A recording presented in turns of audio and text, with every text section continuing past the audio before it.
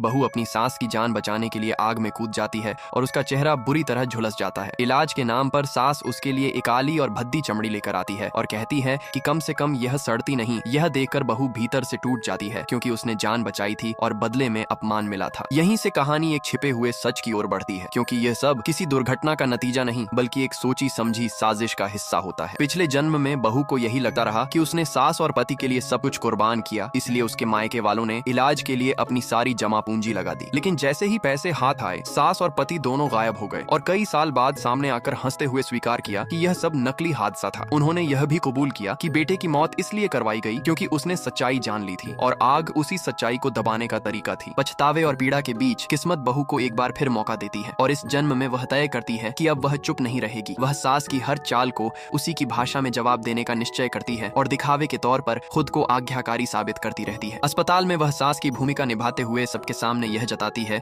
कि वह कृतज्ञता में इलाज करवा रही है ताकि लोग उसे नेक समझें। इसी दौरान ऑपरेशन के नाम पर बहू को जबरदस्ती दबाया जाता है, लेकिन ऐन वक्त पर उसका पति बीच में आ जाता है और हंगामा खड़ा कर देता है। हालात को संभालने के लिए सास एक नई योजना बनाती है और बहू को नकली मौत का प्रस्ताव देती है ताकि इलाज के बहाने कर्ज लिया जाए और फिर सबूत मिटा दिए जाए। बहू ये सब सुन लेती है और समझ जाती है कि असली खेल अब शुरू होगा। अगले दिन अस्पताल में झूठे आंसू बहाए जाते हैं, कर्ज की कहानी सुनाई जाती है और नकली मौत का नाटक रचा जाता है। बहू बाहर से दुखी दिखती है लेकिन भीतर से पूरी तैयारी कर चुकी होती है। जब अंतिम संस्कार की बात आती है तो वह सबको चौंकाते हुए शव को सीधे पुराने घर ले जाने का फैसला करती है और परिवार की परंपराओं का हवाला देती है। सास विरोध करती है लेकिन बुजुर्गों की मौजूदगी में उसकी एक नहीं चलती। घर में पहले से अंतिम संस्कार की पूरी तैयारी होती है और साजिश करने वालों को यकीन हो जाता है कि सब उनके काबू में है। यही कहानी एक और मोड़ लेती है जब बुजुर्ग रिश्तेदार एक अजीब प्रस्ताव रखते हैं और कहते हैं कि बहू की आत्मा को अकेला नहीं छोड़ना चाहिए, इसलिए उसका रिश्ता एक मृत युवक से जोड़ दिया जाए। सास इस अमानवीय प्रस्ताव को भी स्वीकार कर लेती है और पैसे के लालच में बहू को विदा करने को तैयार हो जाती है। पति विरोध करता है लेकिन उसे कोई सुनता नहीं और वह बेहोश हो जाता है। इसी अफरा तफरी में बहू सबको संभालने का नाटक करती है और अंतिम विदाई की जिम्मेदारी अपने हाथ में ले लेती है। कहानी का अंत एक भयावह और रहस्यमय क्षण पर होता है जब बहू अपने मन में साफ कह देती है कि उसे सास की हर साजिश पता है और अब वह ही तय करेगी कि किसे सजा मिलेगी। नकली मौत, झूठे रिश्ते और लालच के बीच कहानी वहीं थम जाती है जहां न्याय और बदले की रेखा धुंधली हो जाती है और पाठक यह सोचने पर मजबूर हो जाता है कि असली शिकार कौन है और असली दोषी कौन।